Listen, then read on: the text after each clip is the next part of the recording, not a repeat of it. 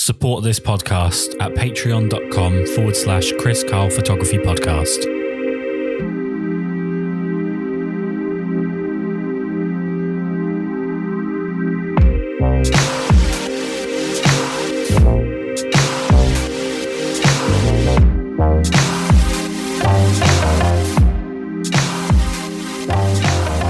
I normally start these off by asking about how it is that you got into photography, but I'd actually like to just stick a pin in that and come back to it a bit later. I'm always fascinated with the way that people set out their sort of shop front in terms of the way they present themselves, whether it be on like Instagram or their website or anything like that. And with you, there's a couple of really interesting things that stood out to me was a couple of quotes that you've put at the top of your profiles, one being "In Search of America" and another being "Photography for the Melancholy." I was just curious what those two sort of quotes mean to you. Originally, when I first joined Instagram, I had this profile, which is the just at John Thatcher profile. And it kind of started as more of a landscape type situation. I was kind of just really discovering like who I was as a photographer and what I was into. And then I kind of shifted away from that and I started a second profile that I used for a while, or I'm still using. But during this pandemic, I obviously like couldn't book shoots with people. And I was going out and kind of just discovering where I lived and my neighborhood. I got a bicycle so I could start like riding around and photographing all the things that are around me, and then, driving and just getting back more into landscapes, but also into shooting everyday life. And it just like led me to realize that I'm kind of just discovering this part of America that I live in, because I've lived here my whole life in California, but I think I had just like never paid close attention to the details before. And, like for instance, I actually live about 30 miles outside of San Francisco, and the suburb that I live in, first it's 20 minutes from a freeway. Like, so you can't even get out. It's like a long trek to even get out where I live.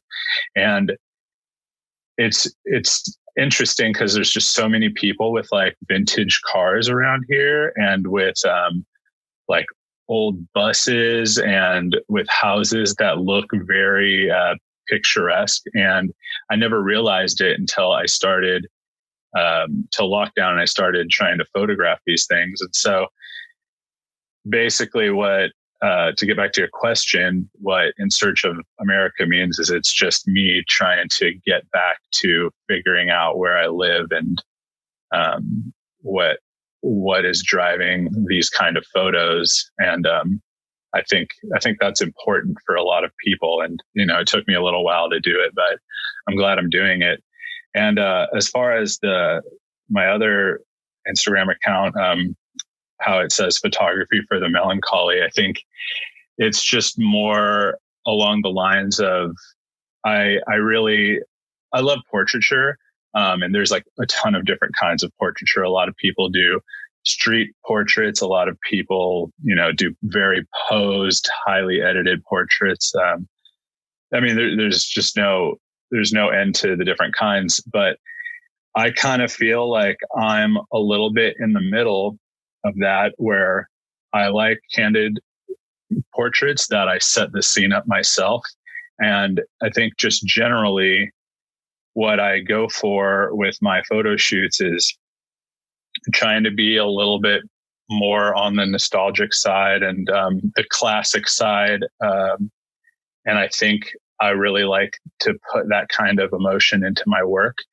And so I want to, when I'm thinking of like what to write for those kinds of headlines, I just think like I need something that encapsulates how I feel about photography and how I feel about the work that I'm doing. So that's kind of where both of those came from.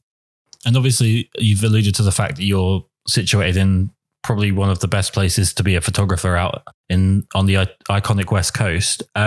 What's San Francisco and the Bay Area in general like as a subject for photography? Is it quite difficult to navigate taking the same pictures that other people have taken, or is there just so much that you can find your own space within it? Personally, I find it actually like extremely difficult to get what the kind of photography that I want out of living here. And what what I mean by that is I think in Northern California, there's really not much of not much of a style or like a sense of life that I think is in a lot of other parts of America. And just to dive in a little bit deeper, like, you know, Southern California, it's like sun, the beach, palm trees, and you kind of like automatically see those things when you find photographers that shoot out there. And I think it makes a nice cohesive look. Out here in Northern California, it's everything that you could ever want, but it makes it so it's not as iconic feeling and doesn't give you much of a sense of style here. And so I think one of the things that I have a problem with is everything that I photograph, I kind of have to make myself, whether that be like, okay, I want to go out and I want to do a shoot and I need to borrow somebody's, you know, vintage car and I need to drive an hour to have the Golden Gate Bridge be in the background because that's pretty much the only thing that's iconic here. Or I have to think like, okay, well, I wish I lived in, you know, the south of the United States. So I have to like go to a location that is reminiscent of that because that's what I want to shoot, you know? So there's that. And then it is actually cold here a lot. So I've definitely had shoots where people just like, where it's too cold and they just don't even want to be out here and they just go home, and that's a little bit stressful. We do get a good amount of rain in the winter. And so, you know, have shoots that get rained out a lot. But generally, you know, I am happy to be here. It is just, I have to be very meticulous and I have to plan a lot for my shoots. And I do a lot of them myself. So that means I have to, you know, book the models and I have to book I have to make sure they have the clothes that I would like them to wear and whatever props we need and do time management and all that. But yeah, so it's difficult, but it's not the worst. I mean, you mentioned, I'm going to go pretty deep on portraiture in a little while, but you mentioned a word previously, which was nostalgia. And since lockdown, similar to you taking up running in a much more lazy way, I took up film photography and developing film and so on. And I've had a bit of a deep dive into the film community on Instagram and generally speaking. And something that's been a sort of an interesting constant throughout all of the conversations I've had is the Western American film community's obsession, I guess, with nostalgia and sort of a particular sort of era of, I guess, between the 40s and 70s, but obviously there's going to be stuff that falls outside of that. Is there a danger with photography nowadays with people being so focused on nostalgia that we're not sort of documenting now in the same way that we are sort of fetishizing, you know, yesteryear? Yeah, that's actually something that I think about quite frequently. And I think there's a big problem with that. And the only thing like I could really like come to terms with for myself is I think this kind of thinking is also just something that I do in general with all the things that I'm interested in. Right. And I used to play music very heavily, and you know, I never did. I did like American country music, and kept it very like old school. And I try not to dress too flashy for now because I really enjoy, you know, the look of the 60s and things like that. But I think even though that's like what I'm into in general, with all things, I think with the photography, it got really big out here with the analog photographers because it's a little bit easier to make something interesting. And what I mean by that is when a lot of the analog photographers, they go out on like road trips and they'll photograph like the old diners and the old cars and things like that. And at first it was like, you looked at this stuff, 5, 6, 10 years ago, and you were like, oh, wow, I haven't seen something like that in forever. Like, what a cool picture. And then it just became something to continually copy and replicate with all the other photographers. Mm-hmm. And it kind of just turned into a trend.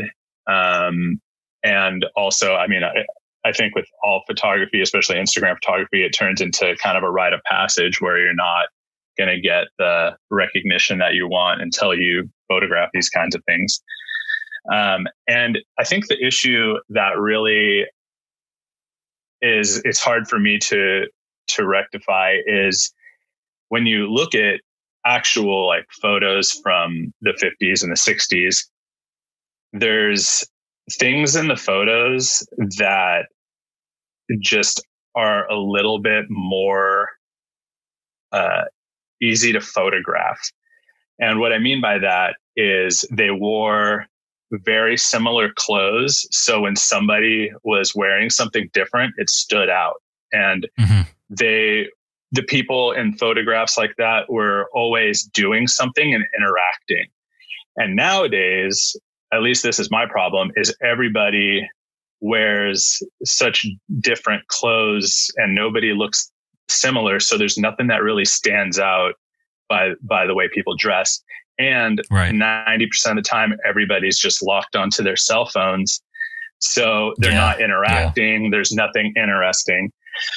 So I think as a photographer, you look for those kinds of things. And it feels like these days that kind of, it's just unfortunate where it's like you could take a perfect picture of the street life in San Francisco, and it's just people wearing colorful clothes and looking super weird, all glued to their phones. And it doesn't look interesting these days. So I think it's just it's a little difficult to make an interesting photo unless you make it yourself by setting the scene. So I think that's like kind of why the analog photography scene has kind of gravitated back towards nostalgia, because it's a little bit better photography wise and interesting as opposed to nowadays where it's very boring. Do you think that also comes down to sort of the design element, in the sense that like cars from previous eras were built to look appealing and to be bought, and nowadays everything is kind of form and function rather than, it's formed for function rather than it's interesting design or it's stylish design. And cars now aren't particularly attractive things by any stretch of the imagination, and a lot of modern architecture has gone incredibly sort of utilitarian. I think that also probably plays a big part in it. Do you think? Yeah, completely. And I think also with a certain design sense comes a premeditated thought of who the person is. So even if there is like a car that's coming out now, like one of those, like a new Corvette or a Ferrari or something, it might look very appealing and different than like your Toyota or Honda, but the person that drives that car has a certain way about them. So you don't want to use them in a photograph unless that is the thing you're trying to photograph. And I think, you're totally right. And I think like the architecture of today is very streamlined. Almost all manufacturing and design is very streamlined. And I actually, my day job is working for a designer lighting company where we work with designers and create interesting products. So I've definitely see that that change in America where people are now like, I'm tired of buying and owning and looking at the same kind of thing. And I want to go back to something that looks pretty as opposed to something that is made for me to easily have access to and easy to use and cheaply made. So I think you hit it right on the nose. Is just America is getting streamlined. I mean, probably everywhere is getting streamlined, but it's just getting streamlined. Everything's getting modernized in a very uninteresting way. And I think life is just a little bit more boring now when you look at it from a aesthetics and a visual standpoint. Yeah, it's definitely all over the place because Western Europe, Canada, parts of South America, Australia, they're all just downstream sort of culturally from America. So it all just trickles down and we essentially just copy you guys at this point. Let's shift gears. Let's talk about portraiture because you've got some of the just most wonderful portraits I've ever seen. I'd love to know your directorial style because it feels like there's so much freedom in movement and there's so honest expressions in your work. How are you directing your shoots? Yeah, so generally, what happens is, unless it's somebody I know like pretty well, I book most of my shoots through a modeling agency where they say, "Hey, we got like a new person or somebody that needs updated looks," and they send me like a list of people, and I go, "Okay, like I would like to shoot with these people," or however it works out. But an agency sends me the model. And what generally happens is I think, okay, this person has a look like whatever color their hair is, like whatever color their skin tones are, or like if they have short hair, like whatever it is. And then I think, okay, like this would look great in this kind of setting. And I think about, okay, this is where I think I could shoot these kind of portraits. This is where I think I could find something interesting for them to interact with. And then I book I figure out a location. We meet there. And then generally while shooting, it's just like everybody else, you kind of like ease a little bit into it. And I'm like, okay, like I'll do some like headshots or something like close up. And, for me, just to make it a little bit more interesting during that part, I'll shoot it on like black and white film or like a medium format. So it's like at least a fun headshot. And then, we're all loosened up and kind of already know each other from that point. And then it's like, I have the model I'm working with start interacting with wherever it is that we're shooting. And I try really hard to capture the moments in between when they don't realize that I'm taking the photo, but they're about to start overly posing. So it's always kind of like the split second right before it turns into the posed stuff, because that's what a lot of people are used to doing.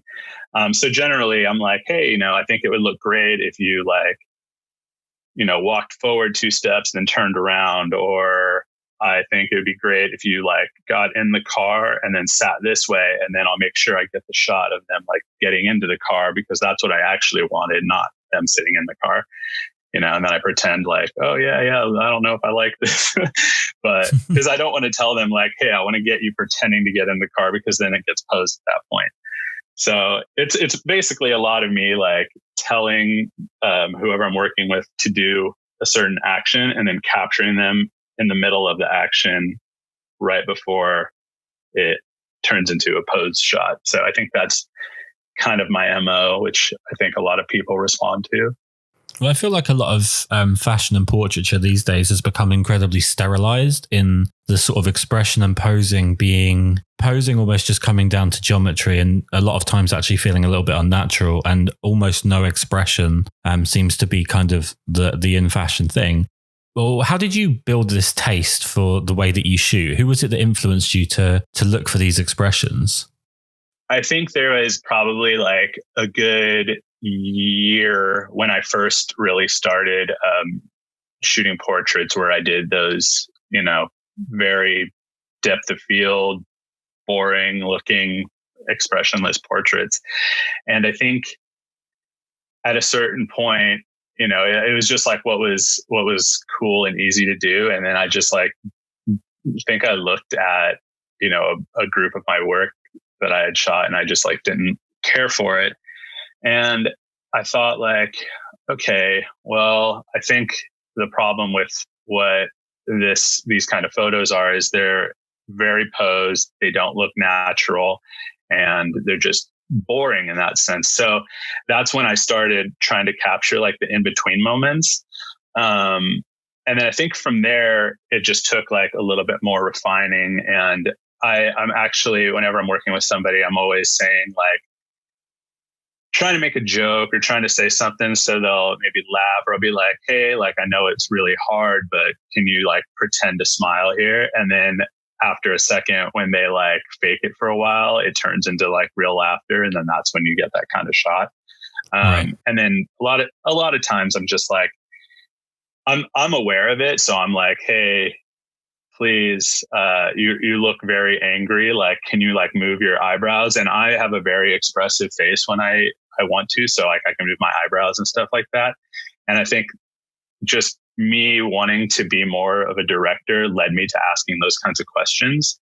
And then as far as like things that inspired me to really start doing that is I started getting a little bit deeper into some photographers that I liked. And so I own like a ton of photo books. I'm always buying photo books. And I think like the street portraiture that a lot of photographers were doing in the 50s, 60s, and 70s really capture emotions of people in the street. And I think seeing that, like knowing that it was like a real portrait of like somebody that didn't know that they're having a picture taken, it made me really feel like that's what I wanted to do. But I know that I can't actually go out on the street and get the photos that I want. So I have to set up the shoot and then try to convey that feeling kind of forced, but it works because it's still a little bit candid. And so people like Vivian Meyer, I really enjoy her work. And I think that there's a lot of expression there.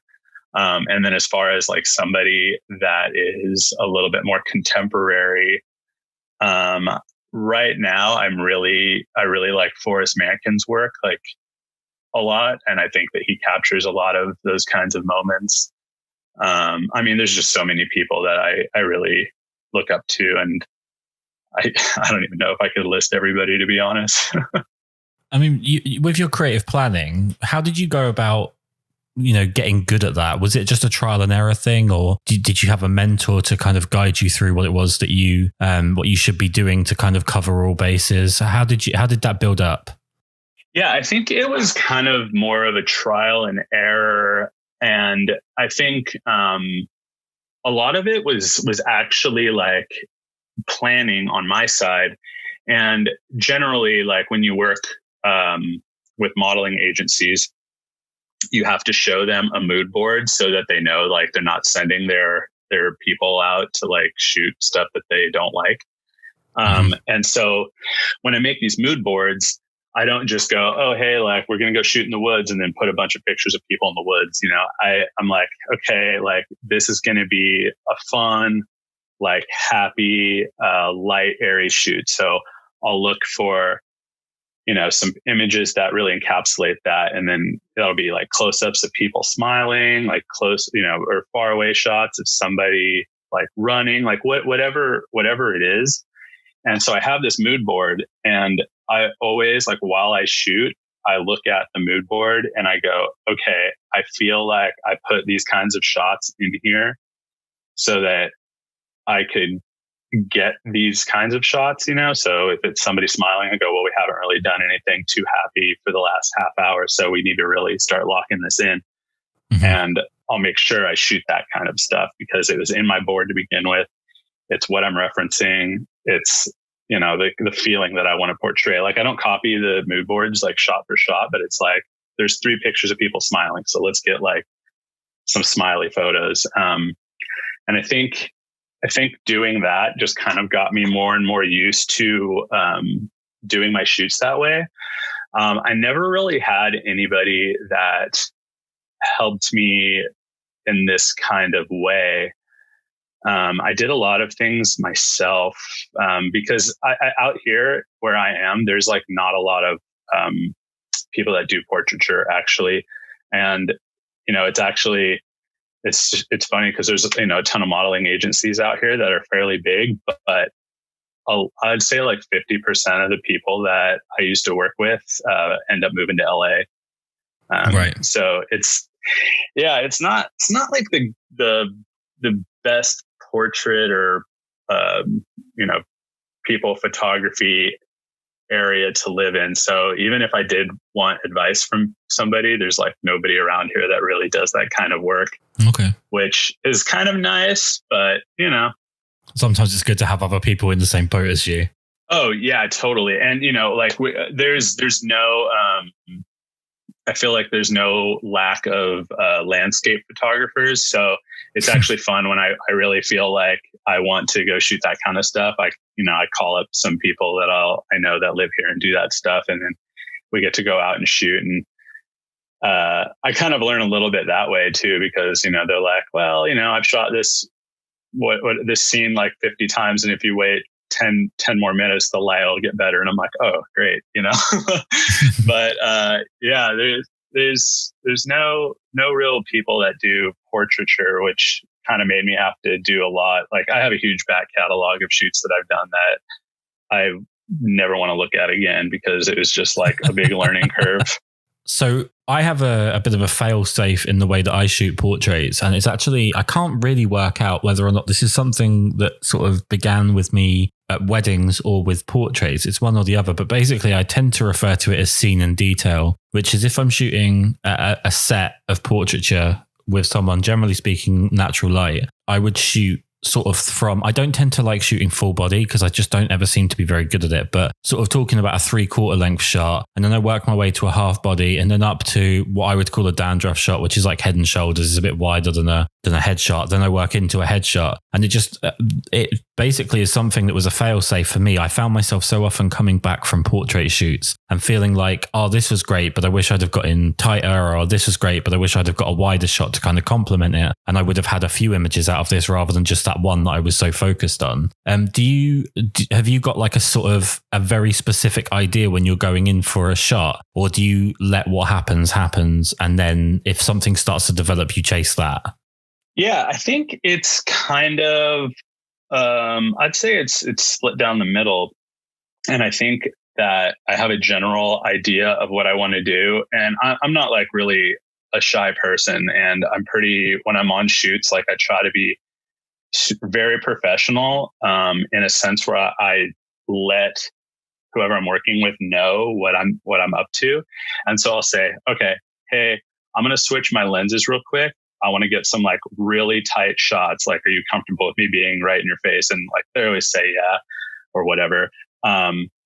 And so whenever I know, I have an idea of what I want to do. And then I think after I feel like I've accomplished whatever that shot might be, or at least gotten close to it, then I kind of let the situation just take over, and I just like kind of keep shooting. And whether that's just like, I keep the same camera I have in my hands, which I was using for, maybe like a macro, like close-up shot. I'll just keep that camera and I'll be like, all right, let's like do whatever. Like, let's just have some fun. And then that usually ends up being another shot that I like. So it's not the original shot I was going for, but it was just what happened. And I think having that split is kind of also like another way that I get the images that I get. Right. Let's talk about your gear. I get criticized quite often on the podcast because I'm someone that doesn't particularly care about camera gear, in the sense that I think there's a misunderstanding of a lot of people that are getting into photography that the gear kind of defines the photographer, and I just don't ever see it that way. But in terms of your portrait gear, I think it's always very interesting to hear what cameras people are using for portraiture, because obviously the camera carries quite a lot of personality, in the same way that you were talking about, like cars can tend to indicate the kind of person that drives them. What are you using for portrait shoots? So I am like very, very into gear. I am buying and selling cameras almost daily. Wow. And yeah, it's actually, I feel like it's kind of a second hobby, to be honest. But with that being said, when I think of like camera gear, I think of what can I be shooting that will make me feel a certain way? What can I be shooting that I like the way this camera makes me feel? And I think, especially with digital cameras these days, quality is kind of out the window. Like you could get great quality, I mean, from cell phones. So I think it doesn't really matter. Yeah. If you're going for quality, I think everything can do that. But like right now, like this current moment, when I go out, when I go out for a photo shoot, I bring a ton of cameras too, which is like the other bad part. I usually have 2 camera bags with me. But right now, I go out with a Leica MP, 30, so it's a 35 millimeter film camera. I go out with a Hasselblad 500 cm, so that shoots medium format square. I go out with, right now, I have an M10D, so that's a digital Leica. So I'll go out for that. That's usually my digital is a digital Leica, and that's usually what I bring. And then I bring either a Mamiya RZ 6.7 or a Pentax 6.7, so I can get like a bigger negative for medium format. And then I also always bring like a little point and shoot 35 millimeter.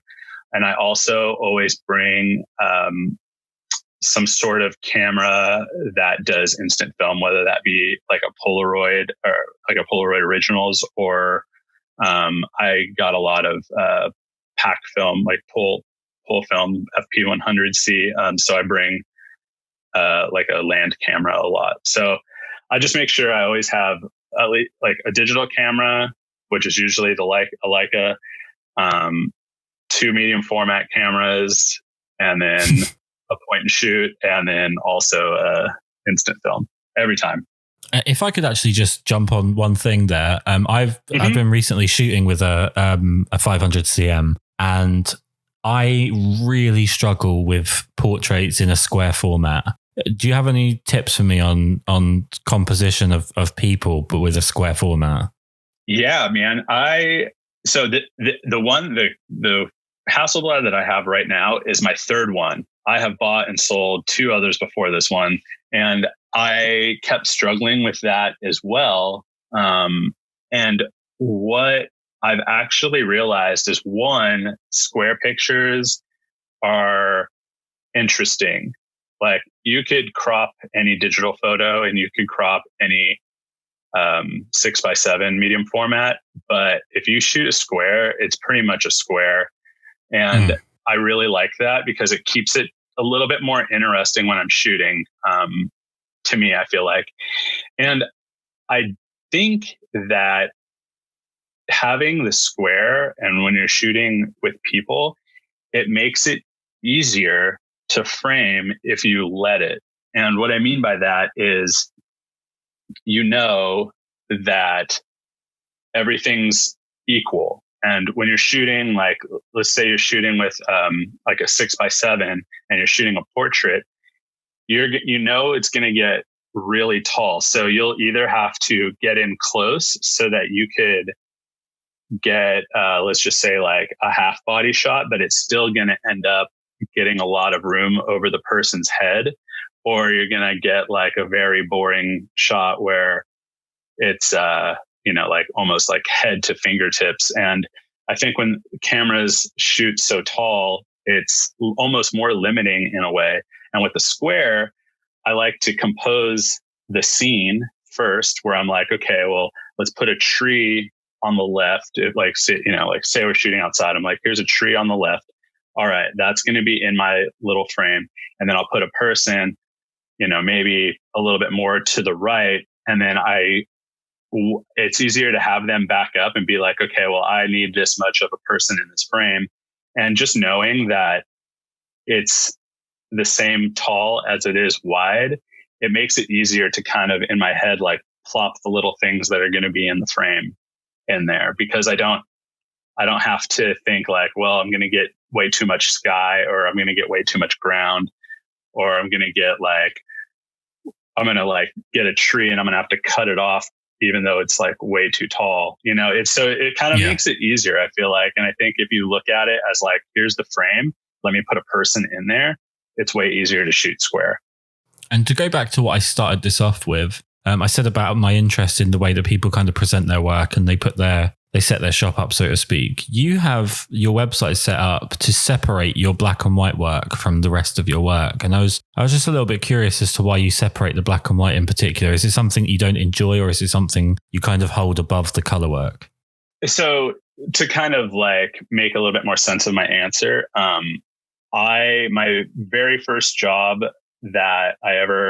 my first real job was working for a fashion company, and I never owned a camera at this point. I think I like just had an Instagram. I was taking pictures with my iPhone at this point in time.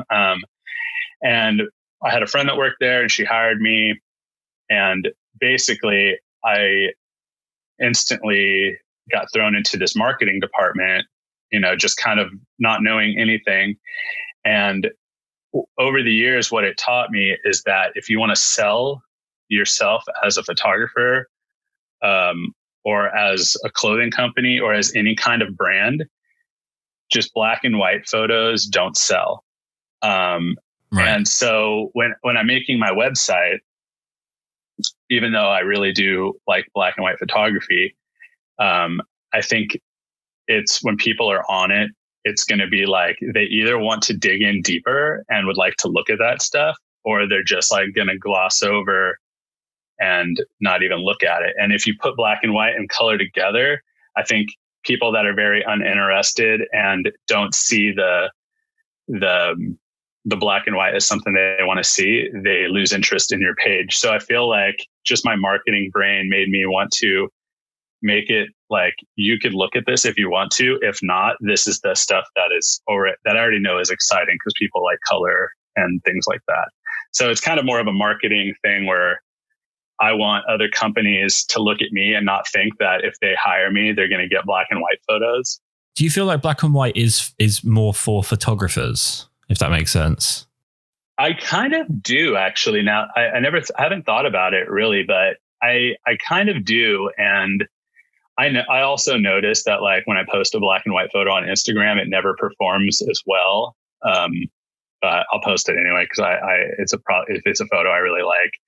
But I think that when you're a person and you are just scrolling through your phone, a black and white photo doesn't pop. So it kind of gets scrolled right over. And when you're a company looking to hire out for photography, like you can't sell a product that people don't know what color it is.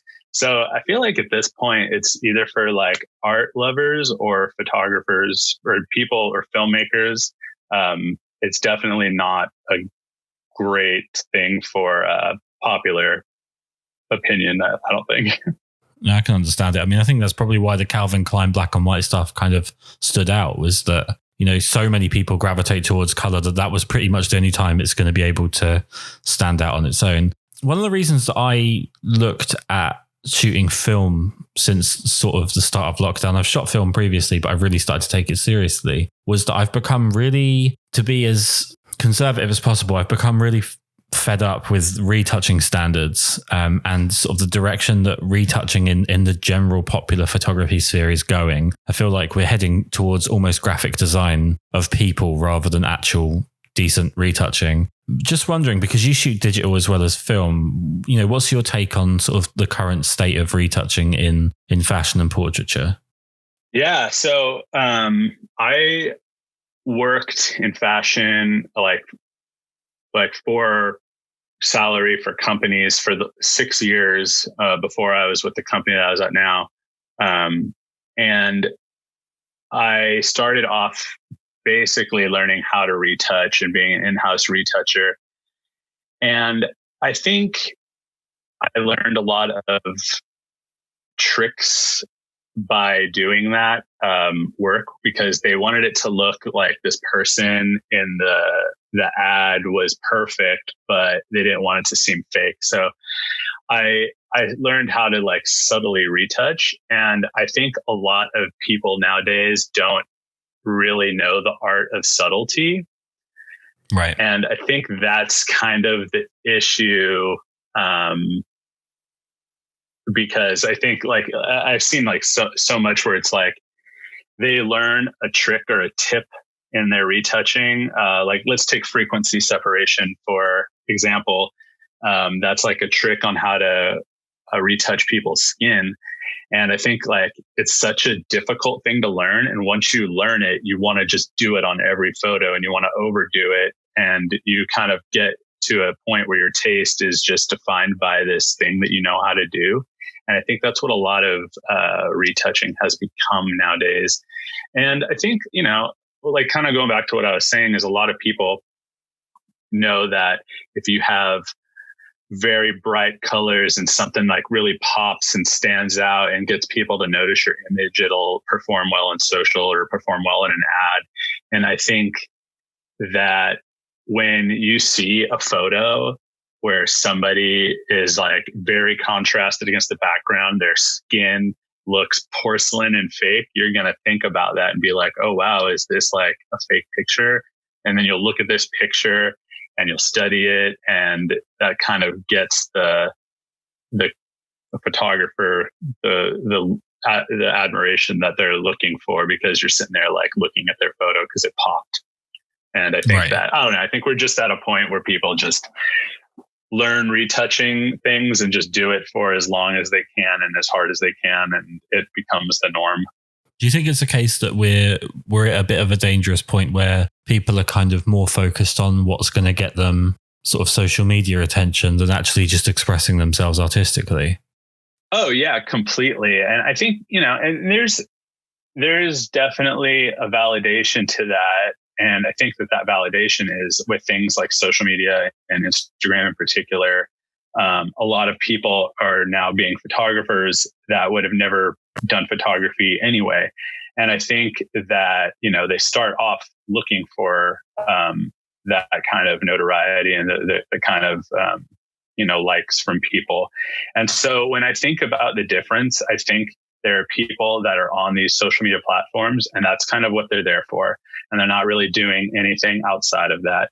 And then you have other people who are still striving to do the kind of work that gets the attention they want, you know, whether that be doing, you know, print work in magazines or getting booked to do photo shoots for companies that they like.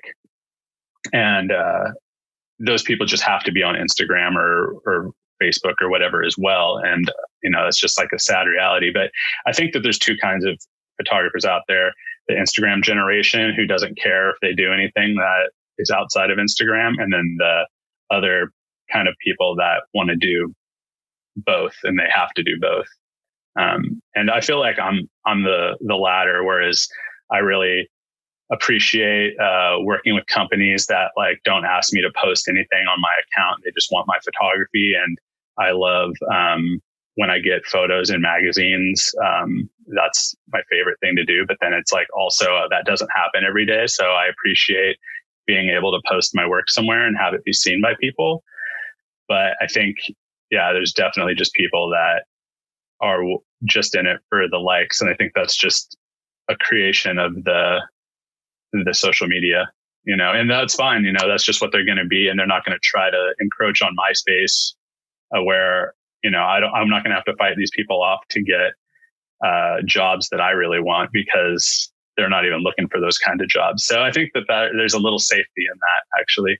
And, you know, this might be a bit of a contentious question. I've actually asked this a few times and I've had a few fairly widely varying answers to it. But do you feel like sort of the social media influencer sort of era that we're in is affecting the standard of modeling that's available? Yeah, completely. And, you know, I think what is happening is there is a plethora of people that just see that their friends are doing photo shoots because it's just like more readily available, and they want to model as well. And I think that what that leads to is people that are doing it just so they could have the photos after and be able to post them. And what that does is it makes them not think about it as art as much, where they have to actually put in thought. And I think like when I work with modeling agencies, those people are working most of the time, whether that's doing e-commerce work and or doing print ads. And they're like, okay, I studied your work before we got here, so I know what kind of thing you're looking to get out of this. And I definitely have worked with people in the past where I've done something like this. So they come at it like with a game plan. And I think that a lot of the models that are coming out now of the social media generation don't have a game plan. They just go out there and they're like, yeah, I'm just going to have my picture taken and it'll look good and I'll be able to post it. And I think that that's kind of the difference. And, there are some people that never would have modeled in their lives and just through social media have now started doing it. And I think, some of them are really great. And I have a couple of people that I work with that are that way. And I'm like, they either have a look that I'm like, this is a great look and you could do this if you want to do this full time, or they just are very passionate about it. So I think it's definitely getting watered down with people that just do it to have stuff to post to Instagram rather than people that do it for the art form. So I got 2 questions left, but unfortunately they are fairly big questions, so I do apologize. Mm-hmm. The first one is a bit of a broad one, but in a general sense, what do you want your photography to kind of say about you? I think what I would like my photography to say about me is I want it to say that here's a person that knows what he wants with his art and not a person that does whatever's popular at the time. And that is very hard. And sometimes, I lose sight of that, definitely.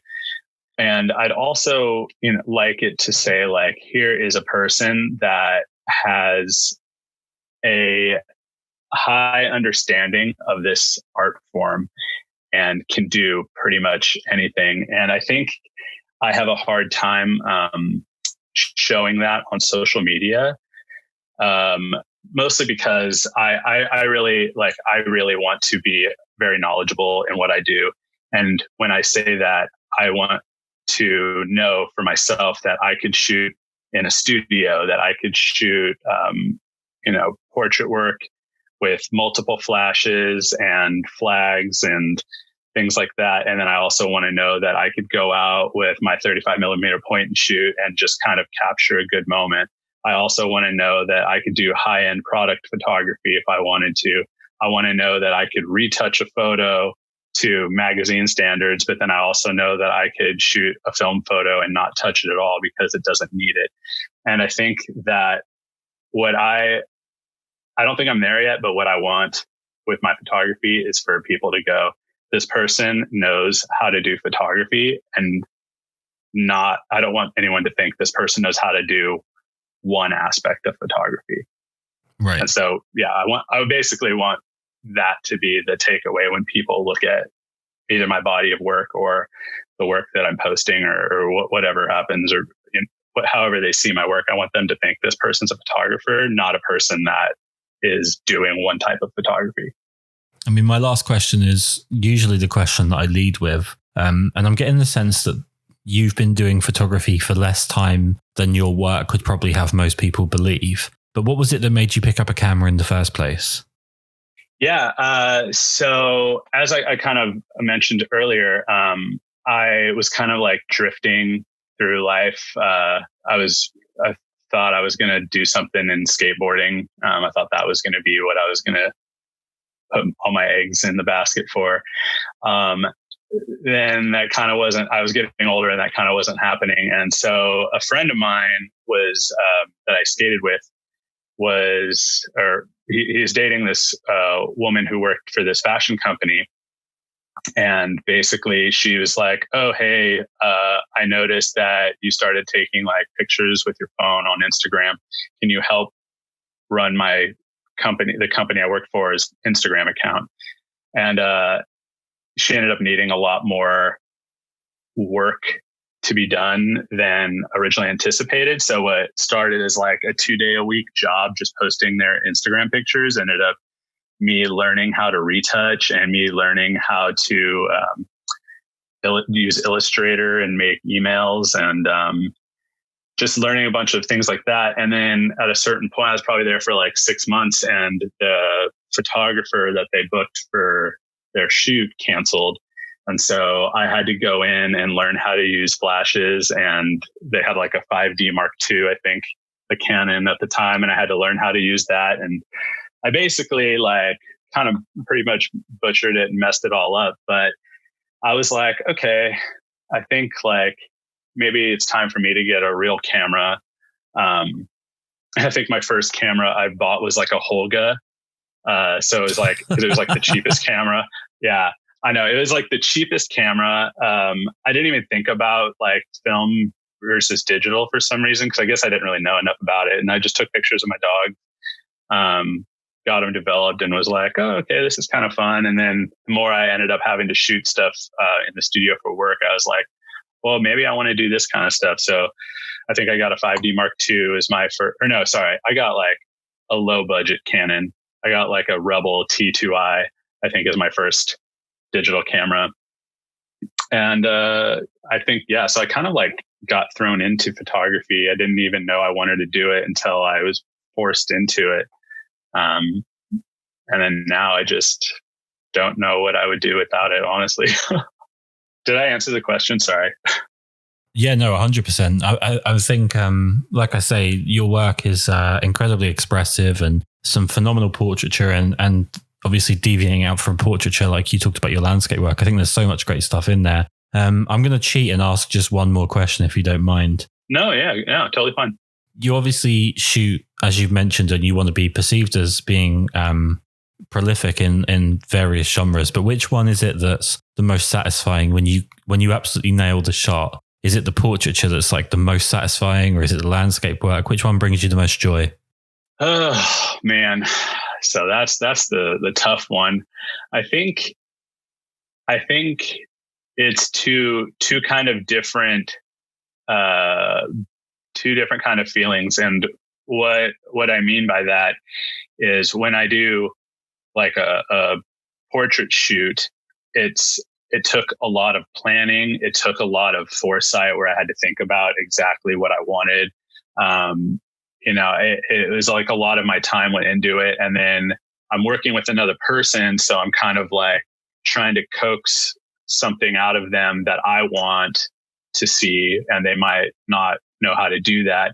So I feel like when I get a photo that I like, feel like I nailed and I got exactly what I was looking for, it's kind of like I accomplished this thing that took a lot, and I really appreciate it for that. And I think that that's one feeling. And then with landscape photography, it's generally like I'm either out with my friends or with my girlfriend, or I'm on vacation. Like there's something going on where it's like, this is a memory that I have now. Okay. It's not just like me working, so especially like with landscape stuff, like it's, I'm not going to say it's like easy, but at the same time, it's like, if you know that this is like a beautiful place and you're going out there at sunset, you kind of can just like nail it if you know what you're doing. So for me, it's like, I got this photo that I ended up having to get up at 5 a.m. to go get. And I was like with my girlfriend, and we were in Arizona or wherever. And this was a road trip that I really had a great time on. And now I have this photo that I love, and it represents that whole feeling for me. So I think it's kind of like two different things, but I think the landscape stuff is less work, and the portraiture stuff is like, I accomplished this thing for work, like that I worked for. So I think that's the difference to me right now. Well, as I said at the beginning, I really do appreciate you taking the time to do this. One thing we have to do with the podcast, the entire point of it is to try and spread as much work that I absolutely love around to as many people as possible. So where's the best place for people to go right now to go and see the incredible work that you do? Yeah, I think, the easiest one is Instagram for people, for sure. If you want to see the landscape stuff, it's at John Thatcher. That is my first and last name. And I have my Portraiture account, which is at John Randolph, which has 3 H's at the end because I couldn't get just John Randolph, which Randolph is my middle name. So at John Thatcher for landscapes, at John Randolph for portraiture. And if you go to john-thatcher.com, that's my website. Well, I'd highly recommend everybody that's listening does also check out your website because there's a fantastic amount of work there as well that they don't want to miss out on. Thank you so much for taking the time to do this. I really have appreciated you giving us this fabulous insight. Yeah, no, thank you for having me. I appreciate the work that you put into doing these and, just everything in general with trying to get people's photography and work out there. I think that's a great thing you're doing.